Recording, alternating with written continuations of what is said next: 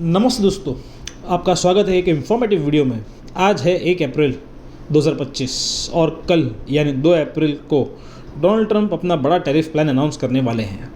ये tariff reciprocal होगा, मतलब जो देश अमेरिका पर टैरिफ लगाता है उन पे भी वैसे ही ड्यूटी लगेगी और इसका सीधा असर पड़ेगा हमारी इंडियन इकोनॉमी पे। सेंसेक्स ऑलरेडी गिर रहा है, इन्वेस्टर्स परेशान हैं और सवाल ये है क्या होगा इंडिया का। चलते हैं इस वीडियो में, हम डिटेल में समझेंगे कि ट्रंप के टैरिफ का इंडियन इकोनॉमी पे क्या इफ़ेक्ट पड़ेगा। चलो शुरू करते हैं। तो पहले समझते हैं ये टैरिफ क्या है, ट्रंप का प्लान क्या है। कल से 2 अप्रैल से अमेरिका हर देश पर रेसिप्रोकल टैरिफ लगाएगा जो यूएस गुड्स पे ड्यूटी डालता है। इंडिया एक हाई टैरिफ बहुत सुंदर शब्द है टैक्स के लिए। इंडिया एक हाई टैक्स नेशन है, मतलब हम अमेरिकन गुड्स पे काफ़ी टैक्स लगाते हैं। जैसे कार्स के ऊपर 100% से ज़्यादा टैक्स की ड्यूटी अब ट्रंप कह रहे हैं अगर तुम हम पे टैक्स लगाओगे तो हम भी तुम्हारे एक्सपोर्ट्स पे लगाएंगे। मतलब कि आपने हमारा दिल चुराया तो हम भी आपका दिल चुराएंगे। ये टैरिफ 20% से 25% तक हो सकते हैं और कुछ सेक्टर्स में ये 60% तक भी पॉसिबल है। आज सेंसेक्स 1400 पॉइंट तक गिर गया, निफ्टी 350 के नीचे आया है और 3 लाख करोड़ का नुकसान एक ही दिन में हुआ है। ये सिर्फ शुरुआत है क्योंकि कल अनाउंसमेंट के बाद मार्केट में और बड़ा हंगामा हो सकता है। लेकिन असली सवाल ये है इंडियन इकोनॉमी पर लॉन्ग टर्म इफेक्ट क्या होगा। बात करते हैं कि ये टैरिफ इंडिया के लिए क्यों बड़ी बात है। इंडिया के एक्सपोर्ट्स का बड़ा हिस्सा अमेरिका जाता है। 2024 में 78 बिलियन 78 अरब डॉलर्स के गुड्स एक्सपोर्ट किए थे। अब अगर टैरिफ लगता है तो ये एक्सपोर्ट महंगे हो जाएंगे यूएस में और डिमांड घट सकती है। टॉप सेक्टर्स पर अगर नज़र डालें तो फार्मा है जो हमारे एक्सपोर्ट की श्रेणी में माँ की उपाधि रखती है। फार्मा इंडिया यूएस को 7 अरब डॉलर की दवाइयाँ बेचता है। अगर 25% टैरिफ लगे तो इंडिया की दवाइयाँ यूएस में कॉस्टली हो जाएंगी। अमेरिकन कंपनी शायद चाइना या यूरोप से सस्ता माल ले लें और हमारा मार्केट शेयर घट सकता है। आईटी सर्विस, जी हाँ, कॉल सेंटर के अलावा भी हम काफ़ी कुछ आईटी आउटसोर्स करते हैं। ये सेक्टर थोड़ा सेफ है क्योंकि सर्विस पे डायरेक्ट टैरिफ नहीं लगता।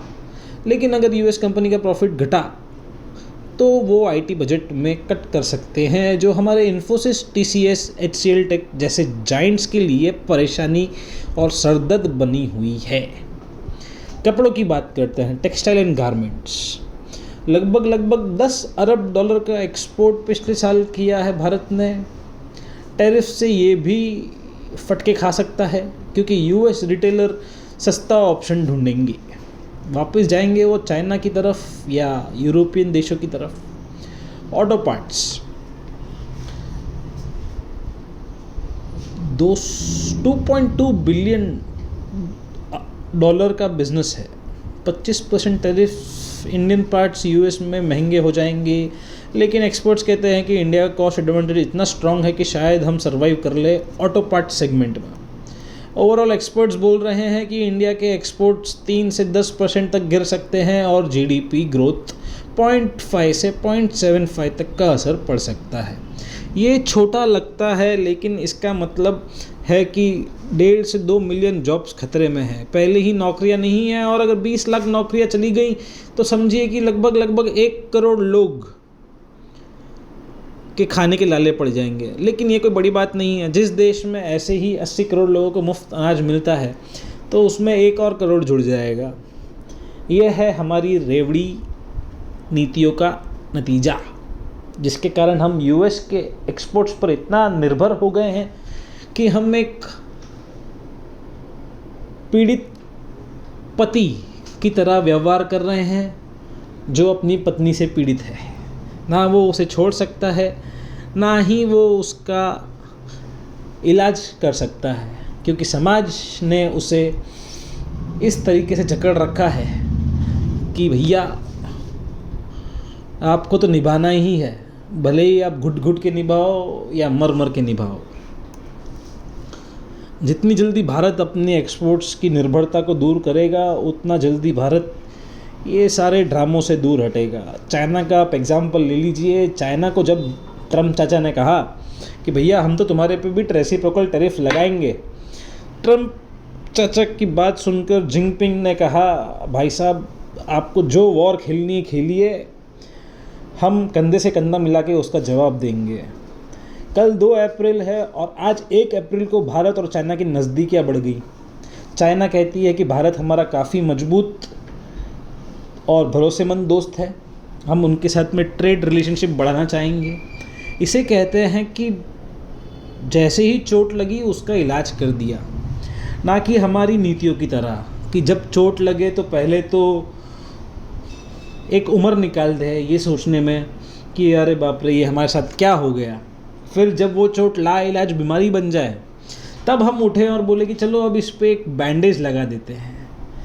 अगर भाई साहब जब कोई डैम टूटता है उस समय अगर आप जाके उसमें पट्टी लगाओगे तो कहाँ वो टिकने वाला है। हम और हमारे भारतीय नौजवानों को जागना होगा, समझना होगा कि कहाँ हमारा फ़ायदा है। ये भेड़ चाल से हमें हटना होगा। हमारी विदेश नीतियों पे और हमारी सरकारी देश की नीतियों पे हमें गहरा विचार करना होगा।